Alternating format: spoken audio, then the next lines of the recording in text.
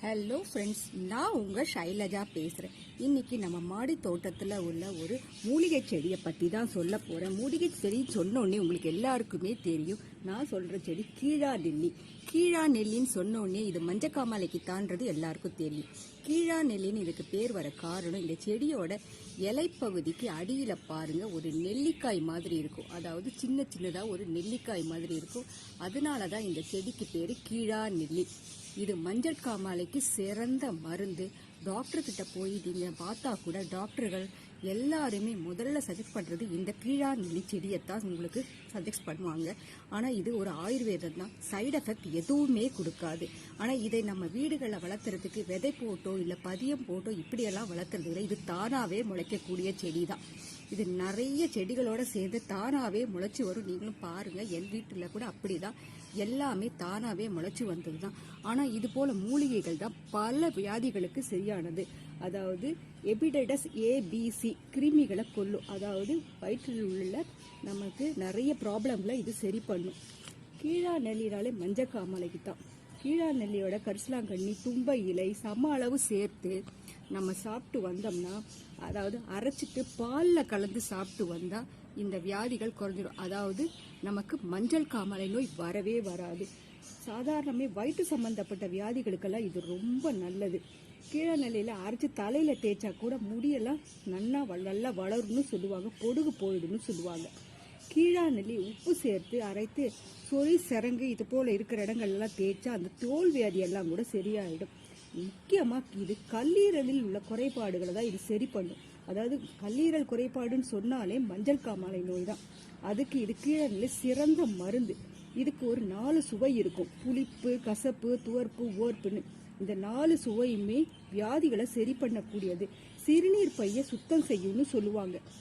இது குளுக்கோஸ் தாவரங்கள்ல வளர்ந்தக்கூடியது. அதாவது குளுமையான இடங்கள்ல வளராது. இது நல்ல வெயில் பகுதியிலே சூப்பரா வளரக்கூடியது. இதை டெய்லி சாப்பிட முடியலனாலும் வாரத்துல ஒரு நாள் கண்டிப்பா இந்த கீழா நெல்லியை நீங்க சாப்பிட்டீங்கன்னா உங்களுக்கு கல்லீரல் சம்பந்தப்பட்ட எந்த வியாதியும் வராது. அதாவது வயிற்றில் உள்ள பல பிரச்சனைகளை இது தீர்வு செய்யும். இந்த கீழா நெல்லியை ஆயுர்வேதத்துல தான் முக்காவாசி கொடுப்பாங்க. நீங்க அதாவது டாக்டர்கிட்ட போய் எந்த மருந்து சாப்பிட்டா கூட அவங்க மஞ்சள் காமாலைன்னு சொன்னாலே இந்த மருந்தை நமக்கு கண்டிப்பா சஜெஸ்ட் பண்ணிடுவாங்க. இந்த இலைய நல்லா பால் அரைச்சிட்டு பாலில் கலந்து வாரத்தில் ஒரு நாள் குடிச்சிட்டு வந்தீங்கன்னா உங்கள் வயிற்று உப்புசம் இந்த மாதிரி எந்த பிரச்சனையுமே சரி ஆகிடும், நல்லாவும் ஆகிடும். குழந்தைங்களுக்கு கூட கொடுக்கலாம், ஆனால் டாக்டர் சஜெஸ்ட் பண்ணாதான் கொடுக்கணும். பெரியவங்களுக்கு கேட்டுட்டு செய்யணும், புரியுதா? அதே மாதிரி இந்த இலைய பார்க்கும்போது உங்களுக்கு தெரியும், இந்த இலையோட அடியில் பாருங்க ஒரு சின்ன சின்ன ஒரு உருண்டையாக இருக்கும். அதாவது நெல்லிக்காயோட சின்ன சைஸ் மாதிரி இருக்கும். இதுதான் அதிகமாக இந்த மஞ்சக்காமாலை நோயை சரி பண்ணக்கூடிய ஒரு மருந்துன்னு சொல்லுவாங்க.